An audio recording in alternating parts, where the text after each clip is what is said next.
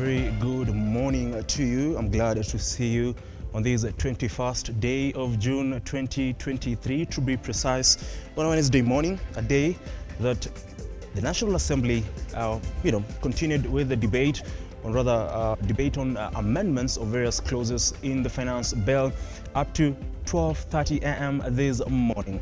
Of course, there have been contentious tax proposals in the finance bill in which members of parliament have been trying to make amendments, of course, in consideration of the report made by the finance committee led by Moro MP Keitany.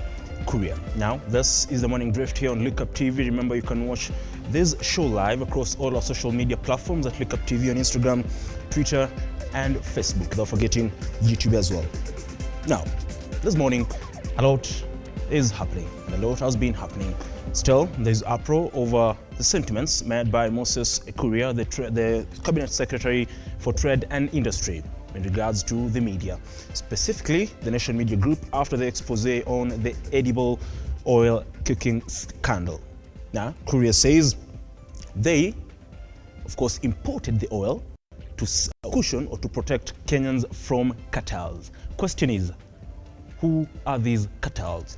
President William Ruto, during the campaign period, was very vocal about cartels in this country and how most of the key government sectors had been captured by cartels. Question is, the president and his CSs are still talking about cartels.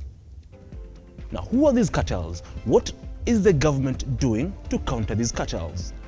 That aside, remember, still there's the contaminated sugar scandal.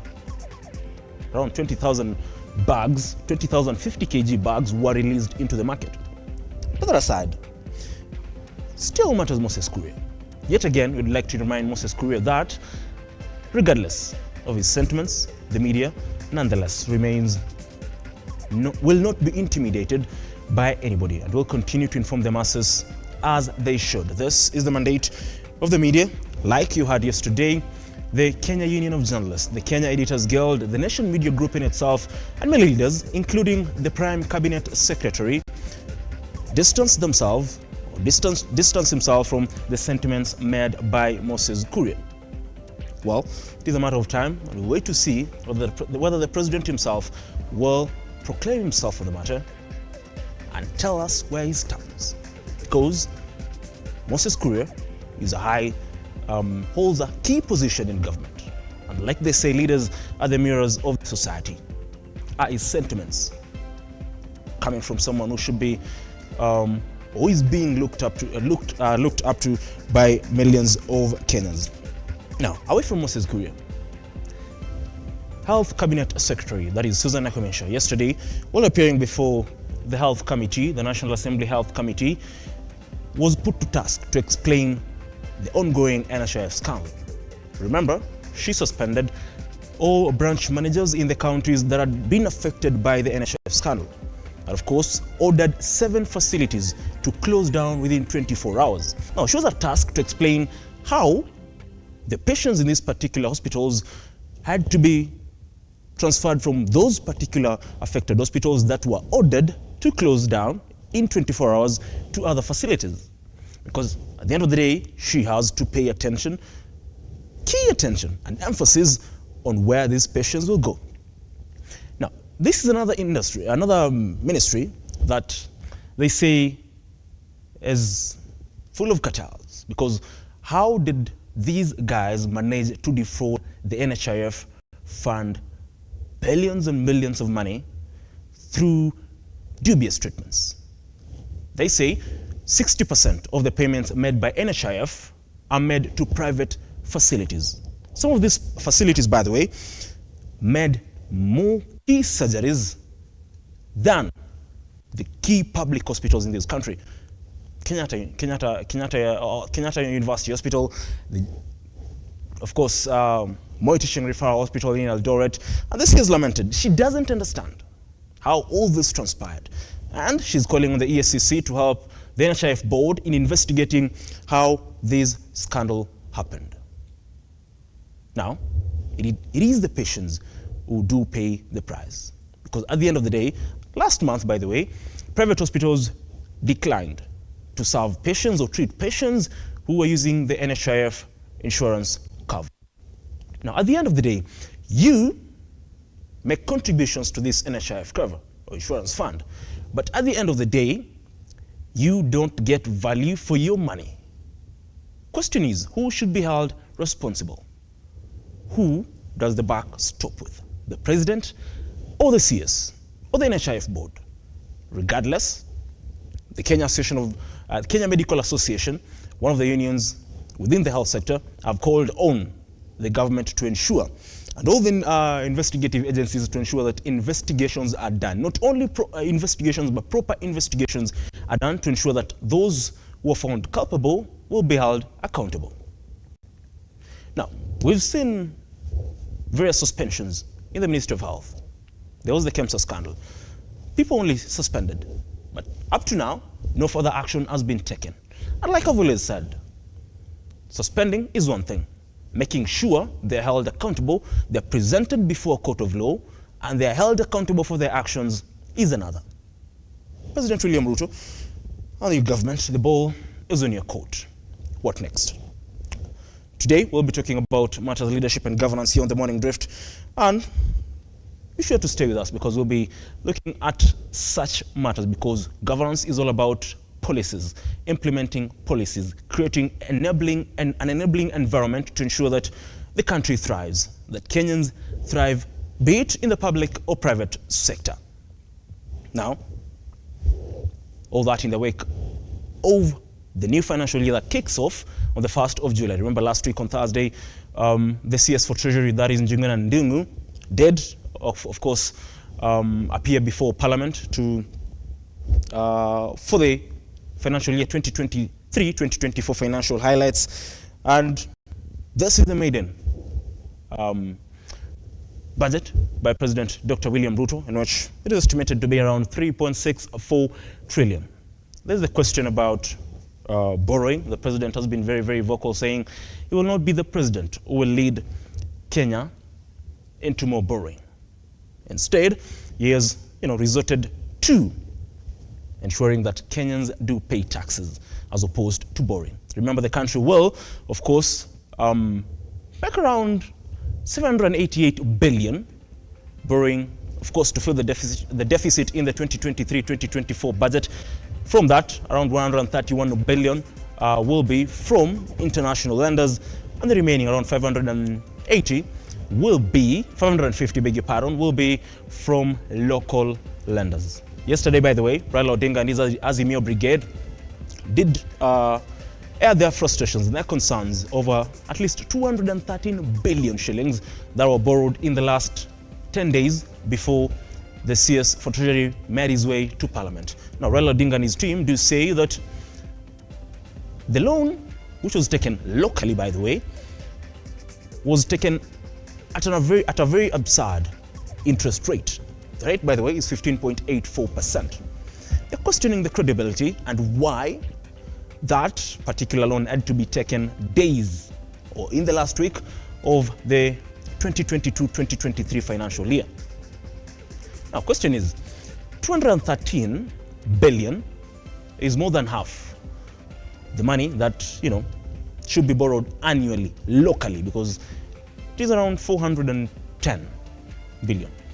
Why the rush to borrow that money in the last 10 days of the 2022-2023 financial year?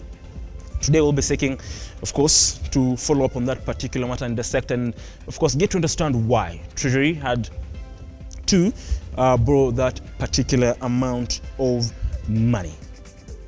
In the way, by the way, Raila Odinga, we're still waiting for the next move by Raila Odinga, because before the finance bill was passed, Raila Odinga said he will be giving Kenyans the next way, or the way forward, if the bill will be passed. The bill was passed. Raila Odinga is yet to give his supporters the way forward because he had hinted at resuming the anti-government demonstrations because of the high cost of living. That was his main concern. And he said the tax proposals and the entire finance bill will not help Kenyans. Instead, it will make matters worse. You do remember that one of the key taxes that will be introduced is the additional 8% on value-added tax on petroleum products, from 8% to 16%. Like as said, alluded to earlier, is that will directly translate to an increase in the prices of common commodities. Then we'll be following up on what Raila Odinga will have to say regarding the finance bill or on what next for the Azimio One Kenya team. Now, on that note, we take a short breather. I'll be back with the newspaper highlights this morning here on The Morning Drift.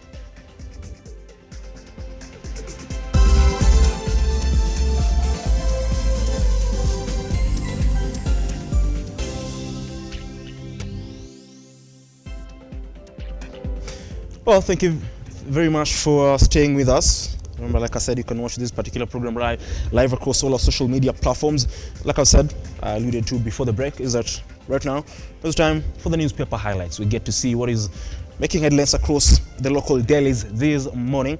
And I beg that we start with the Standard. And the key story on the Standard today, and the headline is, of course, some of the proposals in the finance bill, and they say Ruto tightens nose on employers. In last-minute changes in the finance bill, government slaps employers with a fine if they do not remit the housing tax to KRA within 9 days after deducting from all staff salaries. A measure, of course, to ring-fence the fund. The proposal, by the way, for the fine, I think, is 2%. And of course, like I said earlier, the National Assembly made amendments. We're still debating on the amendments up to today morning at 12:30 a.m. Of course, some of the contentious proposals and the Azimio La Umoja team led by Minority Leader Opiyo Wandayi and the likes of Junet Mohammed, John Mbadi, Babu Owino were lamenting about some of the taxes in this particular bill. And they said these are punitive taxes that will not make life easier for Mwananchi. We'll wait to see what follows up today, because we expect that there'll still be, of course, making amendments to those particular clauses and voting on them, because we expect that they'll resume that today. Remember, Moses Wetangula, the Speaker of the National Assembly, was accused by the opposition side of biasness. We do know that the Kenya Kwanza boasts of the majority in the National Assembly, and of course, most of the proposals or the amendments might swing their way. Now, I was talking about the KEMSA scandal in the introduction. Now, on the front page of the Standard today as well, they say the KEMSA suckers, the new CEO accused of being in the center of tender cancellation. The new CEO, by the way, is Dr. Andrew Mulwa, appeared before members of parliament in the health committee yesterday. And he says, they say a few weeks after President Ruto appointed fresh team, it emerged that the new chief executive officer, that is Andrew Mulwa, was aware of the proposal to alter the 3.7 billion tender documents, which resulted in a row that led to the sacking of PS Josephine Mburu. Just to update you, remind you, is that Dr. Josephine Mburu blamed and said that all this happened under the watch of PS Peter Toon. Now, who is fooling who? It has been over a couple of weeks since Josephine Mburu implicated Peter Toon. We'll wait to see what happens on that. And all the figures, by the way, now in 2020, because KEMSA has been in the middle of or center of major scandals in this country, from the COVID billionaires. Just to highlight but a few, the Standard here has highlighted 3 of them. In 2020, the misappropriation of 7.8 billion COVID funds. Remember the KEMSA COVID-19 billionaires, 7.8 billion was misappropriated. Now, just to show how serious we are with fighting graft in this country, the then president, His Excellency Uhuru Muigai Kenyatta, ordered for investigations to be done. And those who will be found culpable were to be brought to book. I'm saying were to be brought to book because they were not. Now, we've made that to be the norm in the country. We order that investigations must be done, but at the end of the day, investigations will be done, but nothing will happen. No one will be arrested, no one will be held accountable. 7.8 billion is a lot of money. The government right now is rolling the new identity system that will cost around 11.2 billion. 11.2 and 7 billion, difference of around 4.2 billion. This shows the amount of money that we lost in that particular scandal. Now, away from that, of course, there's the holding of ARVs at Mombasa Port while demanding taxation of around 40 million from the donor. Remember that scandal, by the way. The drugs, ARVs, those are drugs for HIV, were held at the Mombasa Port because they demanded a taxation amount of 40 million from the donor while patients are suffering, or at the expense of patients in the country. Now, this year, under the tenure of the first scandal, by the way, under the tenure of Dr. William Ruto, the 3.7 billion mosquito nets tender scandal for that case. They say irregularities in the procurement of mosquito nets worth 3.7 billion shillings. Remember that tender was awarded to a firm that the Global Fund said did not meet the requirements to be awarded that tender. Flawed procurement process. Beg to think, or you'd want to really think that flawed procurement process is the backbone of corruption in this country. It is a big problem. If we can be able to sort out the procurement process in this country, then we'll have made a step ahead in trying to fight matters corruption. Now, of course, that particular investigation goes on. We expect that the Health Committee will be talking to more other officials from, of course, KEMSA. Remember as well yesterday, like I alluded to earlier, they also grilled the CS for Health, that is Madam Susan Nakumesha, on matters NHIF. So a lot is happening in the health sector in this country. But at the end of the day, the more the circus goes on, the more the patients pay. They end up paying the price for what has been termed as mismanagement or misappropriation of funds. Now, away from that, still on the front page of this particular newspaper is that you can see on the bottom, top left, beg your pardon, is that they say Senator files censure motion against, or rather on Cabinet Secretary that is Moses Kuria. They say if approved, Kuria risks being declared unfit to hold public office, a move that could trigger the process of removing him from President William Ruto's cabinet. Now, this particular motion is being sponsored by the Nairobi Senator, that is Edwin Sifuna. And by the way, you can read that story on page 4. This is the motion is on official admonishment of a person's character. If successful, it could lead to the process of Kuria's dismissal. The question is, will he really be dismissed? Moses Kuria is not the first. It's not the first time that Moses Kuria is, using derogatory statements against the media. Remember, back when he was the member of Parliament for Gatundu South, he berated a journalist live on TV. He's a man not very new to controversy. The question is, the sentiments he's making, should they really come from past or someone holding a key government office? Rigathi Gachagua, the deputy president, in as much as he agreed with Moses Kuria, still sort of put some cold water on his sentiments. The DP himself has been very vocal about the media and how biased the media is towards the Kenya Kwanza administration. The only person who's come out clearly to distance himself from these sentiments is the Prime Cabinet Secretary Musalia Mudavadi. Like I said earlier, they said there are better ways to counter any allegations. It begs the question, why can't you prove your innocence as opposed to resorting to insults? So we'll be waiting to see whether that particular censure motion against Moses Kuria will see the light of day in the Senate. Remember as well, Moses Kuria will be appearing before the Senate today. We'll be following up on that particular story. Now, on to a very interesting story here. On page 24 of the Standard today, talks about the prices of electricity set to go up again. They say again because a couple of months ago, the cost of electricity in the country shot up, and they say brace for high electricity bills as a flagging shillings tax at all. Now, the cost of a unit of electricity, according to the tariffs that came into effect on April 1st, is 31.75. 31.75 for a unit of electricity. Now, that was on April 1st. Could go up even further, signaling tough times. Like I said, if, everything goes well for President Dr. William Ruto regarding the finance bill, it could get even worse. Not only on matters electricity, but as well on other key commodities that you and I consume. So in one way or the other, you and I will be affected. Now, time to move straight to the Daily Nation this morning.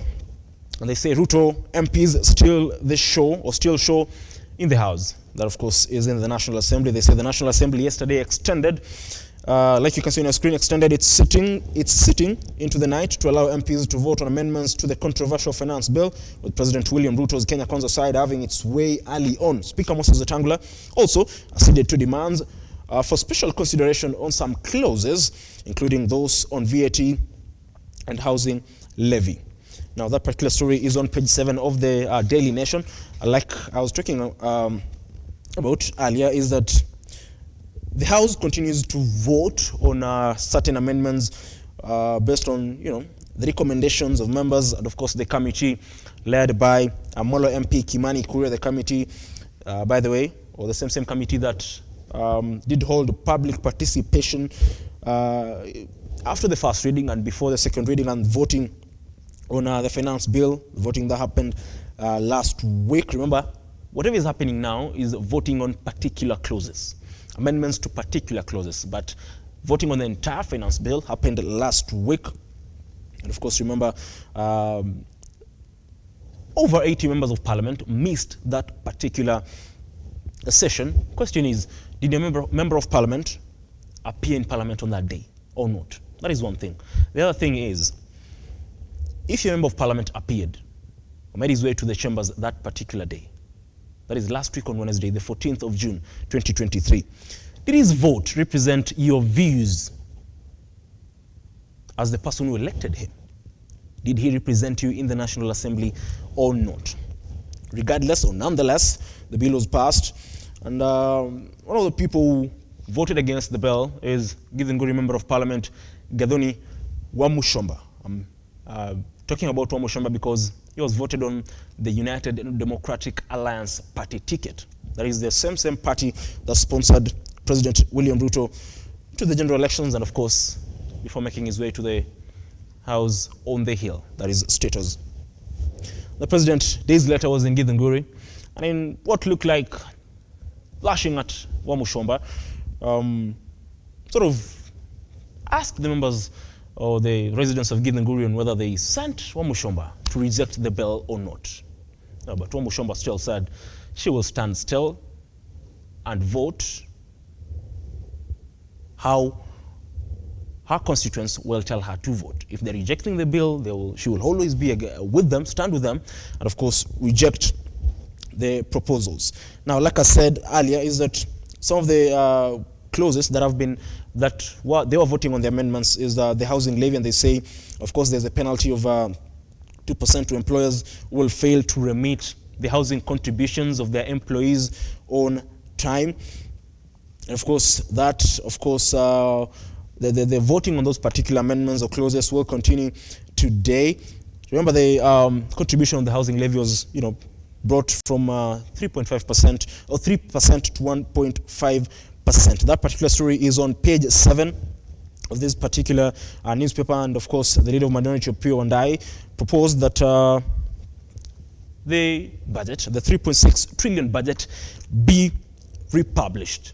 The opposition MPs, both elected and nominated, talking about nominated because one of those nominated MPs who have been vocal about this particular bill is John Badi, who also said the bill or the budget should be republished. Safe to say that might not happen, but we'll wait to see what will happen today in the House in regards to the voting on the amendments on different clauses. Remember as well, Mbadi is one of the MPs who came under fire for skipping this skipping sessions last week during the voting of the finance bill. That is on Wednesday, the 14th of June, like I said. Now, apart from that, or away from that, because the voting on the amendments still continues, there's a survey here on the front page as well on the status of Kenyans. Now, they say a country of poor people. 5 in every 13 Kenyans lived in poverty in 2021, representing 38.6% of Kenya's population, of around 49,529,000 that year, and an increase of 20.7% from 2019, according to new reports by the Kenya National Bureau of Statistics. Now, the number of rural, overall poverty is at 13 million. And of course, those who, should I say, extremely poor, the number is at around 2.6 million. That is in rural areas. In urban areas, they say the overall poverty stands at around 5.4 million. And those who, extremely, or what they've termed as hardcore, is 238,000. Now, hardcore poverty on the national level stands at 2.8 million. The overall poverty nationally is at around 19.1 million Kenyans. Those are people who've been termed as poor. Now, they've, of course, looked at the percentage of people who are perceived or who have been termed as poor according to counties. You can see Samburu County, Turkana County, beg your pardon, leads with 45.7% of the residents of that particular county, safe to say, live in deplorable conditions and are struggling to make ends meet. Samburu 30.3%, Wajir 22%, Mandera 20%, West Pokot 19.1%, Nandi County, Kitui County 15.5%, Nandi County 13.1%, Kakamega 12.8%, Bungoma Migori 6.9%, beg your pardon, Bungoma County 6.7%. Now that is the state of course, affairs in the country. Like I said, this cost of living continues to skyrocket day in, day out. And still, on that particular story, is that on page 6 of the Daily Nation, it talks about a mother who's struggling to make ends meet for her family. And she says, my family survives on 1 meal a day. A meal a day. That showcases the state of the Kenyan economy and how Kenyans are struggling to make ends meet. She says, as long as my children have something to eat, I'm happy. Just that 1 meal gives them hope that things will get better. Takes me back to during the campaign period. President, His Excellency William Ruto, talked about the cost of living, and he was very, very vocal about bringing the cost of living down because Kenyans were suffering. Talked about punitive taxes, and even talked about the VAT. And in his own words, he said, hawa watu wanaongeza ushuru hawajui wananchi wanahangaika. Fast forward 9 months into power, around 9 months into power, or taking over office, the situation has worsened. Kenyans are still grappling with tough economic times, like you can see in that particular story. You can read that story, by the way, on page 6, is that many Kenyans are struggling to make ends meet. As I wrap up this particular newspaper highlights, is that there's a story as well on page 12 when they say confusion as some schools fail to get capitation money. Remember, the CS for education, that is Ezekiel Mashogu, was on the spot over the disbursement of capitation money to various schools in the country. They say some school missed the capitation money, and of course they say the amount of money that schools have received per student is 4,150 as opposed to 9,000 as it should be, that is per student. And of course that puts the education sector on the spot. Remember as well, there's the new funding model proposed by the president on the university students. So the education sector continues to make headlines in the country. At this moment, not for the right reasons. Now on that note, I wrap up the newspaper highlights this morning here on the Morning Drift. I do take a short breather again, but I'll be back with the news making headlines this morning.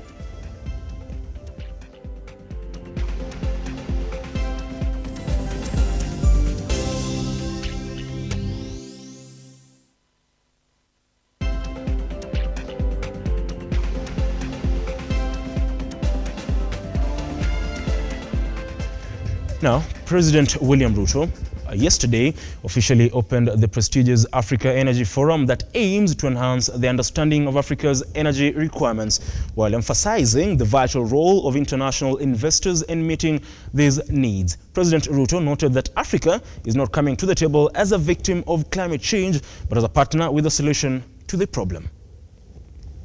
Nobody should have any doubt that it is possible for us to avoid burning our planet with fossil fuels. It is possible for us to exploit our renewable energy potential that is abundant in our continent, drive our development programs, develop our energy potential without necessarily putting our lives in danger as we are witnessing with climate change. At the Energy Forum in Nairobi, President William Ruto stated that the country was on course towards achieving 100% access to clean cooking energy through plans underway to reduce taxes on gas, while also extending other facilities to help reduce the cost of gas cylinders. As part of implementing the compact, Kenya is launching an energy transition program where all public institutions shall shift away from biomass cooking gas fuels to cleaner and sustainable options. At the same time, Kenya advocates the establishment of the International Day for Clean Cooking as a way of sustaining the momentum towards universal health to clean cooking. Meanwhile, Micro, Small and Medium Enterprises Development PS Susan Mengeni has identified small ventures as the genesis of industrialization in the country. While inspecting the Bonchari Constituency Industrial Center in Kisii County, the PS also stressed on the need for residents to focus on dairy, edible oil, tea and banana value chain, owing to the availability of the raw materials, while also hinting on plans by the government to install modern machinery at the Center for Utilization by entrepreneurs keen on processing quality products. When we bring here machinery, especially modern machinery, we want to make sure that any entrepreneur can walk in there, do their things. If it's leather, maybe within 1 hour and go and continue finishing their products. If they're doing shoes there, I've seen shoes, there are people there who are working, but it's still manual